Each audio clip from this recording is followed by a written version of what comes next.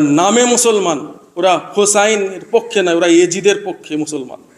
ওরা ইসলামটাকে ছোট করছে, ওরা ইসলামকে কি করে ছোট করা যায় সেই চেষ্টায় ওরা এগিয়ে যাচ্ছে।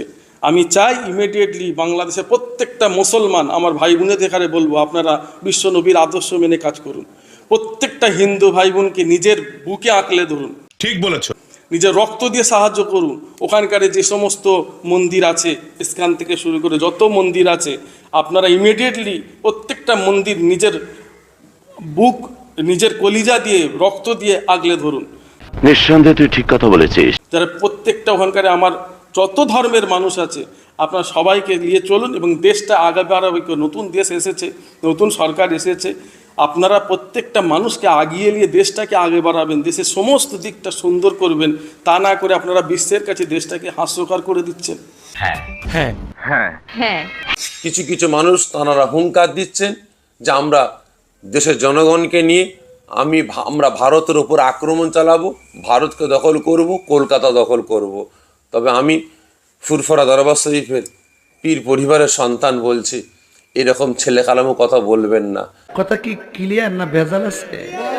আমি পীর পরিবারের ছেলে বলছি, আমি সাফিরি সিদ্দিকী বলছি, আমি আমার দেশকে রক্ষার জন্য, আমি আমার রাজ্যের, আমি আমার দেশের জনগণকে নিয়ে আমরাও রাস্তায় নামবো, আমরাও বর্ডারে ঢাল হয়ে দাঁড়াবো, আমি আমার দেশকে রক্ষার জন্য। দেখি আপনারা কতটা এগিয়ে আসতে পারে। ওরা আসলে ইন্ডিয়া সম্বন্ধে ওদের জানা নেই। যারা এই কথাটা বলছে, ওরা ইন্ডিয়ায় আসেনি, ওরা থাকে ডোবায়। বাংলাদেশটা একটা ভারতবর্ষের ডোবা, মানে ভারতবর্ষের একটা রাজ্য বাংলাদেশ। ওদের ইন্ডিয়া সম্বন্ধে আসলে আইডিয়াটা নাই।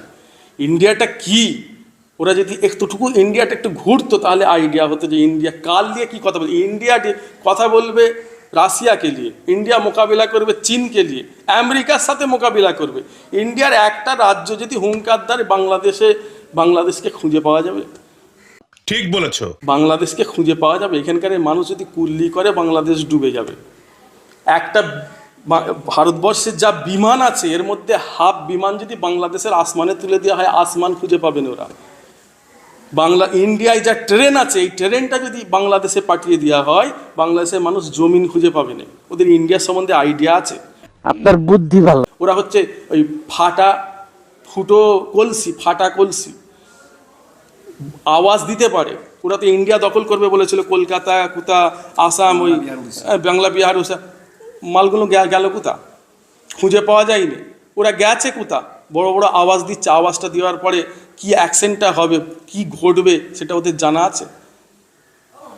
এরা ইসলামের কলঙ্ক, মুসলমান জাতির কলঙ্ক। এরা এই যারা হুঙ্কার দিচ্ছে, কি বলবেন এদের বলবো, তোমরা ইমিডিয়েটলি পাগলাগারোতে ভর্তি হওয়ার চিন্তা ভাবনা করো। বাংলাদেশে কিছু পাগলাগারত আছে, সেখানে যাও। সেখানে তোমাদের ব্রেনে আসলে ডাক্তার দেখানোর দরকার আছে। তোমরা ইন্ডিয়াকে নিয়ে কথা বলছো, কার সঙ্গে কি কথা বলছো তোমাদের জানা আছে? তোমাদের এই সমস্ত কথা শুনে বিশ্বের মানুষ হাসছে। তোমরা ইমিডিয়েটলি পাগলাগারোতে ব্রেনে ডাক্তার দেখাও, তা নাহলে যারা ক্ষমতায় আছে এদের জেলে ঢুকিয়ে দিই। তা নাহলে বাংলাদেশটাকে নিয়ে আরও মানুষ, বাংলাদেশটা আরও হাস্যকর হয়ে যাবে বিশ্বের কাছে। একের পর এক তো হুঙ্কার দিয়েই যাচ্ছে। ওরা হুঙ্কার ছাড়া ওদের আছেটা কি? ওদের হুঙ্কার ছাড়া কি আছে? ইন্ডিয়া দিলে ওরা খেতে পাবে। ইন্ডিয়া যদি দেওয়া বন্ধ করে দেয়, বাংলাদেশের মানুষ খেতে পাবে। বাংলাদেশে কি হয়? কিছু তোরা তৈরি করতে পারে? কিছু কারখানা, ফ্যাক্টরি কিছু আছে বাংলাদেশে কিছু আছে? ইন্ডিয়া যদি, ভারত সরকার যদি বলে বাংলাদেশে কিচ্ছু দেবো না, ওরা খেতে পাবে? বাংলাদেশ ইন্ডিয়াতে ইলিশ মাছ দেয়। ইলিশ মাছটা এবছর আবার আসেনি, তা থেকে ইন্ডিয়ার কি অসুবিধা হয়েছে? ইলিশ মাছ আমাদের দরকার নেই। আমাদের যা ইন্ডিয়ায় সাগর আছে, যা ইলিশ মাছ তৈরি হয়, ওটা যদি বাংলাদেশে পাঠানো হয়, ডুবে যাবে বাংলাদেশ ইলিশ মাছে। অতএব এই সমস্ত আওয়াজ না দিয়ে দেশটা আগে বাড়বে কি করে?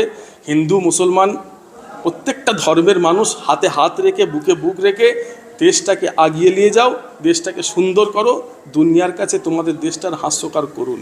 হ্যাঁ হ্যাঁ হ্যাঁ হ্যাঁ হ্যাঁ, সে তো আমরাও বলছি। আমার ভারতবর্ষে কোনো দেশ, বাংলাদেশ তো বাদ দেন, তো একটা ছোটোখাটো দেশ, সারা পৃথিবীর কোনো দেশ যদি ভারতবর্ষের দিকে আঙ্গুল তোকানো কুনজরে তাকায়, হাত ভেঙে দেওয়া হবে, হাত কোমর পা ভেঙে দেওয়া হবে।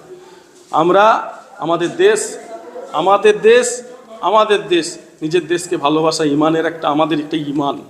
অতএব সারা পৃথিবীর কোনো দেশ যদি ভারতের দিকে কুনজরে তাকায়, আঙ্গুল দেওয়া তো দূরের কথা, আঙ্গুল তোলা কুনজরে তাকায়, হাত পা ভেঙে দেওয়া হবে তাদের। তোমাদের সাথে আমিও যাব।